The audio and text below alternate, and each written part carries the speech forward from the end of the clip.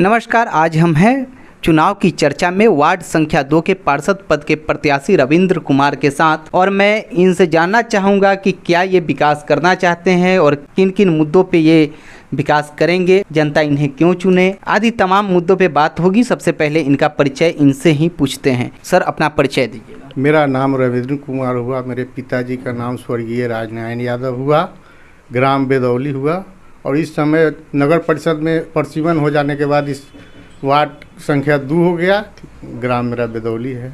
आप किस पद पे चुनाव लड़ने आए हैं? मैं वार्ड पार्षद का चुनाव लड़ रहा हूँ। सर, आप वार्ड पार्षद के चुनाव लड़ रहे हैं, तो सबसे पहले ये आप बता दीजिए कि आपके वार्ड में कुल कितने वोटरों की संख्या है? वोटरों की संख्या 490 है कुल। और प्रत्याशी कितने हैं? प्रत्याशी 6 हैं। आपकी दावेदारी कितनी ठोस मानी जा रही है? मेरी दावेदारी तो 90% मानी जा रही है।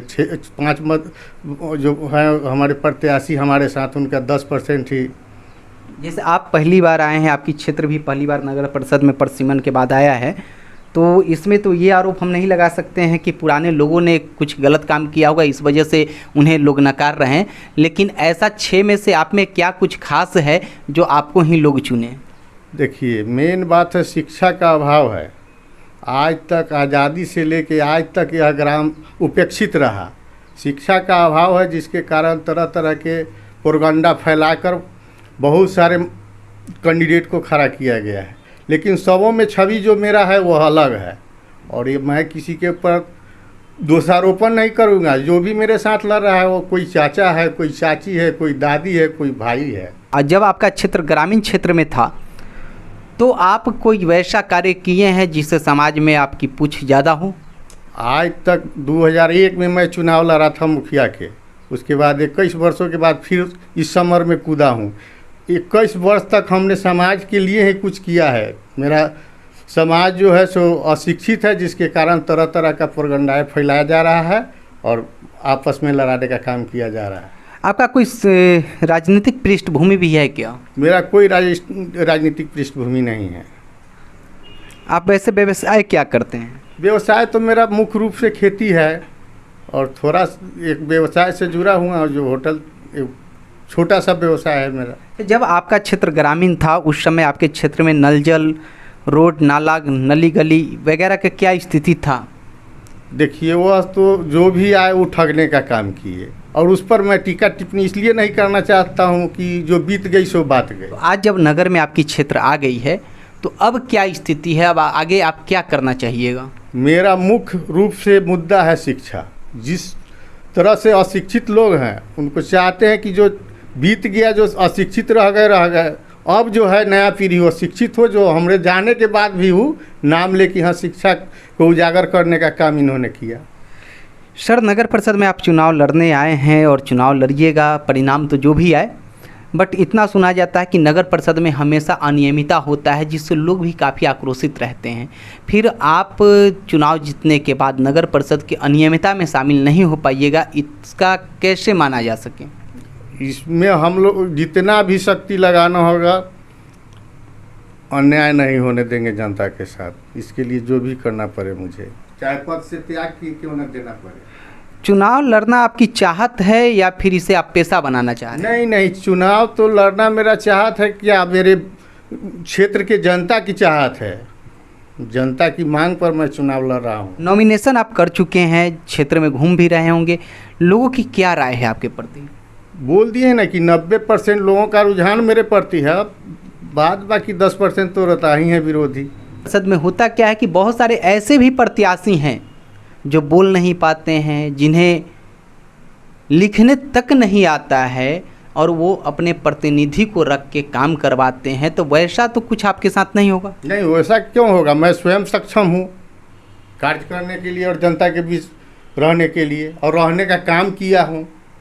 मेन समस्या है शिक्षा का अभाव। उसके अलावा रोड, सड़क, नाला, नली। रोड, सड़क, नाला तो जो पूर्व के लोग जो जैसा था बना के चले गए, ढह रहा है, टूट रहा है, देख सकते हैं उसको। चुनाव जीतने के बाद सबसे पहला आपका क्या होगा विजन कि हम इस चीज़ को ही सबसे पहले आगे लेकर चलें? चुनाव जीतने के बाद मेरा मुख्य उद्देश्य है शिक्षा। जब तो शिक्षा, कैसे आप शिक्षा को कैसे आगे बढ़ाइएगा, कुछ इसके बारे में सोच रखे हैं? देखिए मेरे विद्यालय का जर्जर स्थिति है। कुछ दिन पूर्व हम विद्यालय के अध्यक्ष भी रह चुके हैं। दुर्भाग्य है कि 12 लाख रुपया फंड का आया हुआ रिटर्न हो गया, लेकिन विद्यालय का किसी प्रकार का विकास नहीं हुआ। सर, जिस सरकारी विद्यालय को आप अच्छा करने की बात कह रहे हैं, उसी सरकारी विद्यालय के सरकारी शिक्षकों के बच्चे जो होते हैं वो प्राइवेट स्कूल में पढ़ते हैं, फिर अन्य बच्चों को कैसे अच्छा से पढ़ाया जा सकता है?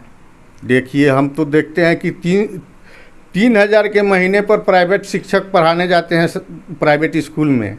हमारा तो प्रयास रहेगा कि हर संभव चंदा करके 3,000 रुपये मंथ जुटा के और 5 शिक्षक को इस तरह से नियुक्त करें कि उस विद्यालय का विकास हो और ग्राम का भी विकास हो, शिक्षा का विकास हो। यही मेरा उद्देश्य है। शायद अगर इनके तरह हर प्रत्याशी सोच ले कि हर सरकारी स्कूल में चंदा जुटाकर भी निजी शिक्षकों को रखकर बच्चे की अच्छी से पढ़ाई करे तो शायद भविष्य ही सुधर जाए अपने बिहार का और ख़ास तौर से लालगंज का भी।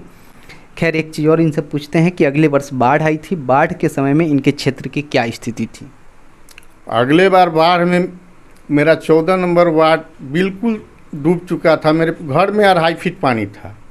उस समय कोई किसी को सहायता करने के लिए तैयार न था। उस समय भी हमने जो भी सका वह सहायता के रूप में लोगों को प्रदान किया और लोगों के साथ जल में डूब कर भी रहे। आपके क्षेत्र में गरीबी की स्तर कैसी है?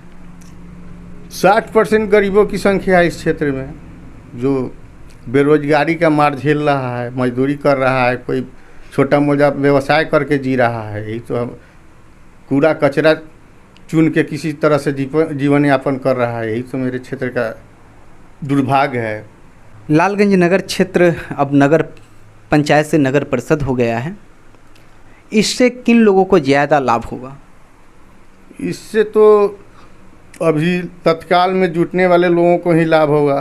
पहले तो नगर पालिका था, डिमोशन में जाने के बाद नगर पंचायत बना, नगर पंचायत से अब नगर परिषद बना है, तो दूर दराज के क्षेत्रों का भागीदारी इसमें बढ़ा है। पहले चंद लोगों के हाथ में एक कठपुतली बन के नाचते रह गया, जिसके कारण प्रमोशन के जगह पर डिमोशन होते आया। सर, ऐसा देखा जाता है कि चुनाव जीतने के बाद प्रत्याशी जो हैं जनता को भूल जाते हैं। कभी कभी ऐसा भी होता है कि प्रत्याशी कहीं दूर रहते हैं और जनता यहाँ कष्ट में रहता है, तो ऐसी परिस्थिति में आप कहाँ रहते हैं और कैसे जनता का मदद कीजिएगा? मैं तो सब दिन जनता के साथ रहने का काम किए हैं। जब भी जनता जिस रूप में पुकारे हैं उस समय हम हाजिर हुए, चाहे जिस परिस्थिति में हो। आप अपने जनता से क्या कहना चाहिएगा, अपने वोटरों से क्या कहना चाहिएगा? मैं रविंद्र कुमार ग्राम बेदौली वार्ड नंबर 2 के समस्त जनता से अपील करता हूं एवं मतदाताओं से कि दुर्गा पूजा, दिवाली और छठ जैसे महापर्व को मिलजुल कर मनाए और यह जो मतदान का महापर्व है उसमें सब कुल मिलजुल कर हमें जिताने का काम करें अपने बहुमूल्य मत को देकर। और मेरा यही शुभकामना है आप लोगों के साथ कि मिल बैठकर इसको आगे बढ़ाए और हमको भी समाज सेवा करने का मौका दे।